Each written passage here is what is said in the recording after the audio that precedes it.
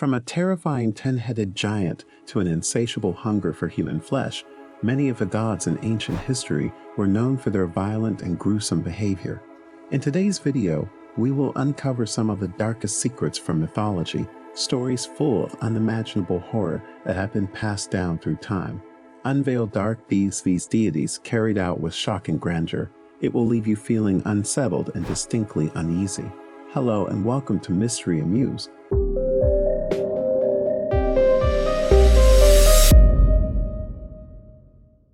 Before starting our video, don't forget to smash the subscribe button and click the notification bell for more amazing content. Now, let's get this video started.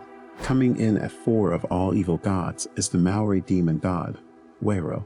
According to mythology, he was the brother of Tain, the god of light, and was born from earth and sky. But the brothers and their siblings were unhappy because there wasn't enough room for them all, so Tain wanted to split their parents up by pushing sky up. Everyone agreed except for Huero, who wanted to stay in darkness. Because of what Tain did, Huero became the embodiment of darkness and evil. This dispute and the separation of earth and sky were seen as the first time evil came into the world. Huero went on to rule the underworld and was responsible for all the bad things the humans did. His demonic guidance never stopped and didn't end with the living. People used to believe that when a person died, they went to the underworld and were eaten by Huero.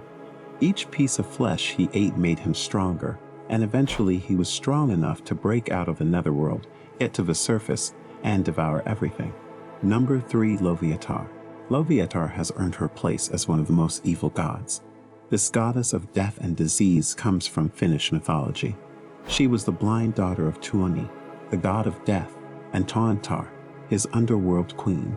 Legend says that Loviatar was the worst daughter her parents had, and that her heart was the darkest.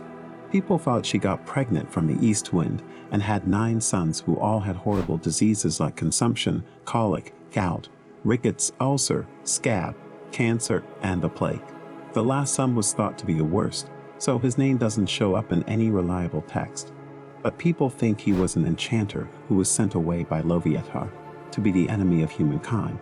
Some stories say that the sea monster Iku Turso was the wind that caused Loviatar to get pregnant. Because he had 9 sons, people called him the father of diseases. He was related to the Scandinavian giants, who could shoot arrows into people and make them sick. Number 2. Apophis. Apophis was an impressive evil god in ancient Egypt. He was both the god and demon of darkness, destruction, chaos, and evil. It is said that he caused unexplained dark things like solar eclipses, storms, and earthquakes. He was often pictured as a huge serpent with tightly compressed coils. Apophis was possibly the only Egyptian god who was all-powerful and had an army of demons at his disposal. The evil god was not worshipped. Instead, he was feared. People also believe that no matter how many times he was challenged, he could never be completely defeated. In Egyptian mythology, Apophis was also the main enemy of the great sun god Ra. Each time Ra sailed his barge into the underworld, Apophis would attack him to stop sunrise. His attack was a magical gaze that hypnotized Ra and his group, so he could try to eat them as they choked on his serpent coils. Apophis is also known as the Eater of Souls because he ate both the living and the dead. This meant that spells had to be buried with the dead to protect them against Apophis and his demons. Coming in at number 1 above all other evil gods is the Mesopotamian goddess Demonis Lamashtu, the most evil of all the female demons. She preyed on women who were giving birth, stole their babies while they were breastfeeding, and then killed and ate the babies. Fittingly, her name in Akkadian means she who erases. But as bad as it was that Lamashtu ate children, she also did other bad things. She woke people up and gave them nightmares. She killed crops and made rivers and streams dirty. She bound men's muscles, caused pregnant women to miscarry, and brought disease and sickness. Amulets which show the lion-headed, bird-clawed Lamashtu were worn by pregnant women to protect themselves from the demon. Scholars also know from a cuneiform tablet in the Louvre, which keeps the ritual against Lamashtu, she was also bribed away with small feminine objects like combs and fibula.